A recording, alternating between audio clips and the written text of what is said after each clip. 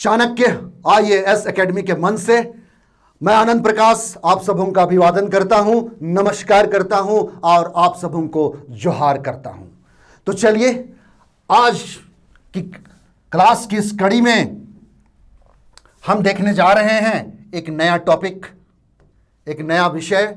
देखिए क्वेश्चन का नेचर क्या है। पृथक झारखंड राज्य आंदोलन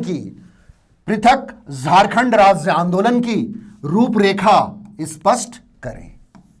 पृथक झारखंड राज्य का जो आंदोलन हुआ था, कैसे इसका आंदोलन हुआ था, उसकी रूपरेखा क्या थी, इसको आप स्पष्ट करते हुए, समझाते हुए हम मूलभूत बातों को देखते हैं। या कहें पृथक झारखंड राज्य आंदोलन का दौर कैसे आगे बढ़ता गया। आज जो झारखंड के वर्तमान परिदृश्य को हम देख पा रहे हैं और झारखंड राज्य का जो निर्माण हुआ, उसकी पूर्व पीठिका क्या थी, कैसे झारखंड आंदोलन की रूपरेखा तैयार की गई, आंदोलन का दौर कैसे रहा, इस पर हमें बात को समझना है और समझाना है। बढ़ता गया, विवेचना कीजिए। ठीक है, झारखंड राज्य आंदोलन का दौर कैसे आगे बढ़ता गया, इस पर हम विवेचना करेंगे।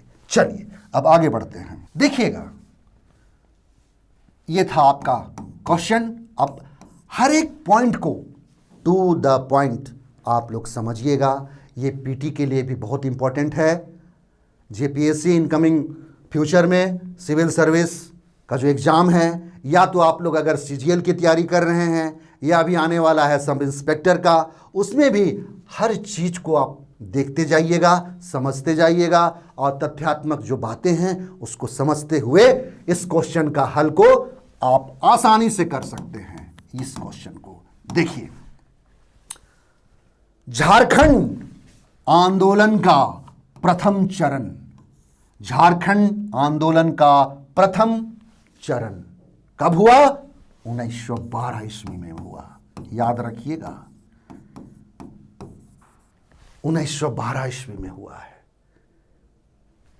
ढाका विद्यार्थी परिषद की एक इकाई रांची में थी। ढाका देख रहे हैं ना, बांग्लादेश। ढाका विद्यार्थी परिषद, याद रखिएगा, ढाका विद्यार्थी परिषद की एक इकाई रांची में थी। कहां थी? रांची में थी। अब दूसरा पॉइंट देखिए, इसके सक्रिय नेता, याद रखिएगा, ढाका विद्यार्थी परिषद की इकाई रांची में थी। इसके सक्रिय नेता कौन थे? यही जे बार्थोमेन थे। याद रखिएगा, इसके सक्रिय नेता कौन थे? जे बार्थोमेन, जिन्हें झारखंड आंदोलन का जन्मदाता कहा जाता है। झारखंड आंदोलन और झारखंड आंदोलन का सूत्रपात का बिगुल फूंकने वाले कौन थे? जे बार्थोमन, है ना। ढाका विद्यार्थी परिषद से ये जुड़े हुए थे। चलिए, इसके उपरांत मतलब इसके बाद 1915 ईस्वी में, 1915 ईस्वी में छोटा नागपुर उन्नति समाज, याद रखिएगा, छोटा नागपुर उन्नति समाज की स्थापना हुई। ठीक है, कब हुई? क्वेश्चन पूछ देगा, छोटा नागपुर उन्नति समाज की स्थापना कब हुई? तो 1915 में, जिसमें जुएल लकड़ा, याद रखिएगा, जुएल लकड़ा एवं बंदी उरांव, जुएल लकड़ा एवं बंदी उरांव प्रमुख नेता थे। याद रखिएगा, ये झारखंड के थे। देख रहे हैं, जुएल लकड़ा, बंदी उरांव, देख रहे हैं। छोटा नागपुर उन्नति समाज की स्थापना कब हुई? 1915 में हुई। ठीक है, जिसमें जुएल लकड़ा और बंदी उरांव इसके प्रमुख नेता थे। छोटा नागपुर उन्नति समाज के कब? 1915 में। चलिए अब आगे बढ़ते हैं।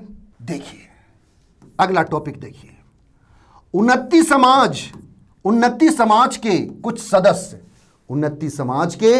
कुछ सदस्य अपने संगठन से अलग होकर, देखिए, ये ठेबले उरांव, ठीक है, 29 समाज से के कुछ जो सदस्य थे उनमें आपस में मनमुटाव हुआ होगा। तो क्या हुआ, 29 समाज के कुछ सदस्य अपने संगठन से अलग होकर ठेबले उरांव तथा पोल दयाल, देख रहे हैं, ठेबले उरांव तथा पोल दयाल के नेतृत्व में 1931 ईस्वी में, 1931 में ईस्वी में, देख रहे हैं, किसान समाज का गठन किया गया। किसान समाज का गठन कौन किए थे, ठेबले उरांव पोल दयाल के नेतृत्व में। चलिए 1933 ईस्वी में, याद रखिएगा, 1933 में कैथोलिक महासभा का गठन हुआ। कब हुआ, 1933 में कैथोलिक महासभा का गठन हुआ। छोटानागपुर 29 समाज, किसान समाज तथा कैथोलिक सभा को, कैथोलिक महासभा को एक साथ मिलाकर, याद रखिएगा, 1938 ईस्वी में, 1938 में आदिवासी महासभा का गठन किया गया। ठीक है, देख रहे हैं, 1933 में कैथोलिक महासभा का गठन हुआ। ठीक है, फिर छोटानागपुर 29 समाज, किसान समाज तथा कैथोलिक महासभा को साथ मिलाकर, सबों का सामंजस्य और सबको एक साथ मिलकर 1938 में आदिवासी महासभा का गठन करते हैं। याद रखिएगा, 1938 में। अब देखिए 1939 ईस्वी में, 1939 ईस्वी में आदिवासी महासभा के प्रथम अधिवेशन में, प्रथम अधिवेशन कब हुआ था, 1939 में, जयपाल सिंह मुंडा, जयपाल सिंह मुंडा को अध्यक्ष चुना गया था, चुना गया, जिन्हें जयपाल सिंह मुंडा को क्या बोलते हैं, मरांग गोमके बोलते हैं, जिन्हें मरांग गोमके के नाम से जाना जाता है, जिन्हें मरांग गोमके के नाम से जाना जाता है। किससे जाना जाता है, जयपाल सिंह मुंडा को, जिन्हें मरांग गोमके के नाम से जाना जाता है। तो ये देखिए जयपाल सिंह मुंडा, देख रहे हैं, यही हमारे जयपाल सिंह मुंडा हैं, जिन्हें हम क्या बोलते हैं, मरांग गोमके बोलते हैं। याद रखिएगा, ये एग्जाम के दृष्टिकोण से बहुत ही इंपॉर्टेंट है। इनको क्या बोला जाता है, Marang Gomke.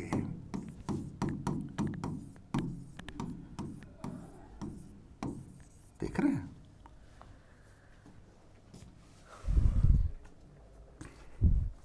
Amsterdam hockey Olympic में गोल्ड मेडल इन्हीं के नेतृत्व में भारत को मिला था। ठीक है, देखिए यही है हमारे आदरणीय जयपाल सिंह मुंडा। देखिए उनके बारे क्या कहा जाता है, आप लोग आदिवासियों को लोकतंत्र नहीं सिखा सकते हैं, आप लोग आदिवासियों को लोकतंत्र नहीं सिखा सकते हैं, बल्कि समानता, सह अस्तित्व उनसे ही सीखना होगा। इसका मतलब समझ रहे हैं कि आदिवासियों की समानता और उनका सह अस्तित्व, क्योंकि उनका जो अपना सांस्कृतिक पहलू है उसके बारे ये जयपाल सिंह मुंडा बतलाते हैं। ठीक है, चलिए अब आगे बढ़ते हैं। अगला पॉइंट हम लोग देखते हैं, अंग्रेजों के सहयोग से 1939 ईस्वी में, अंग्रेजों के सहयोग से 1939 ईस्वी में सनातन आदिवासी महासभा का गठन हुआ। 1939 में क्या हुआ, सनातन आदिवासी महासभा का गठन हुआ। ठीक है, चलिए अब आते हैं 1950 ईस्वी में झारखंड पार्टी का गठन हुआ है। याद रखिएगा, 1950 ईस्वी में झारखंड पार्टी का गठन हुआ, जो मूलतः आदिवासी महासभा का परिवर्तित संगठन था। ठीक है, 1950 ईस्वी में झारखंड पार्टी का गठन होता है, जो मूलतः आदिवासी महासभा का परिवर्तित संगठन था। ठीक है, स्वतंत्रता के बाद स्वतंत्रता के बाद 1952 ईस्वी के, है ना, 1952 ईस्वी में प्रथम आम चुनाव हुआ था। तो स्वतंत्रता के बाद 1952 ईस्वी के प्रथम चुनाव में बिहार विधानसभा के लिए, बिहार विधानसभा के लिए,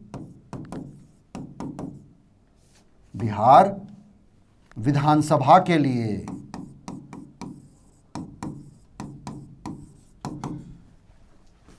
झारखंड पार्टी के 33 विधायक चुने गए।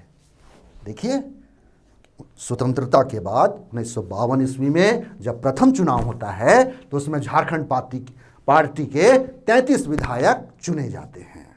ठीक है। तथा बिहार विधानसभा में झारखंड पार्टी को प्रमुख विपक्षी पार्टी का दर्जा प्राप्त होता है। ठीक है। 1952 के प्रथम चुनाव में 33 विधायक चुने जाते हैं झारखंड पार्टी के, और पार्टी का प्रमुख विपक्षी पार्टी का दर्जा इन्हें दिया जाता है। चलिए अब आगे बढ़ते हैं। देखिए, झारखंड पार्टी का ये चुनाव चिन्ह है नगाड़ा।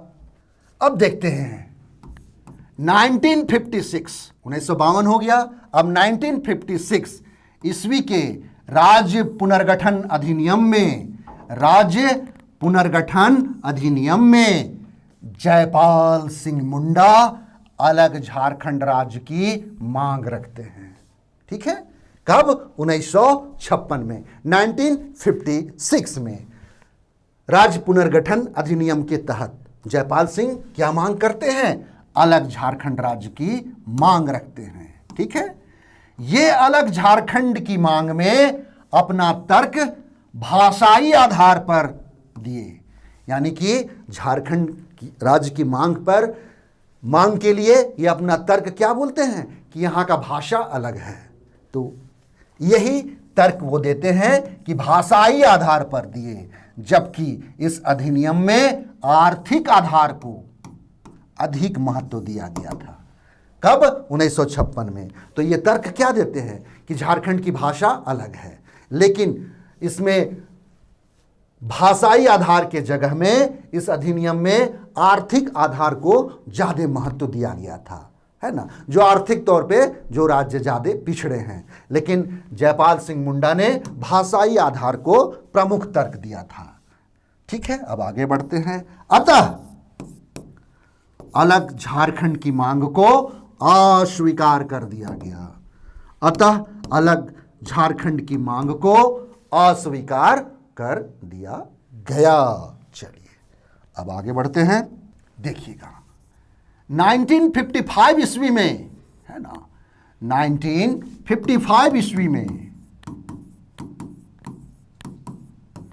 5 ईस्वी में सुशील बागे के नेतृत्व में लगभग 25 विधायकों केंद्र से अलग झारखंड राज्य की मांग की। कौन? सुशील बागे। कब? 1955 में। देख रहे, 25 विधायकों के अपने समर्थन में केंद्र से अलग झारखंड राज्य की मांग करते हैं। कौन? सुशील बागे। अब देखिए 1963 ईस्वी में झारखंड पार्टी का कांग्रेस में विलय हो जाता है। ठीक है। 1963 में झारखंड पार्टी का कांग्रेस में जब विलय हो जाता है तो झारखंड आंदोलन थोड़ा सा धीमा पड़ जाता है, जिससे पृथक झारखंड राज्य आंदोलन में ठहराव आ गया। देख रहे हैं, जब झारखंड पार्टी का कांग्रेस में विलय हो जाता है तो जो अलग राज्य की मांग का जो आंदोलन है वो उसमें थोड़ा सा ठहराव आ जाता है। चलिए अब आगे बढ़ते हैं। इससे आगे जो हम देखेंगे वो हम दूसरे क्लास में आप लोगों को बतलाएंगे कि कैसे इसका प्रवाह निरंतर आगे बढ़ता गया और कैसे झारखंड राज्य का निर्माण हुआ। तब तक के लिए आप सबों का धन्यवाद।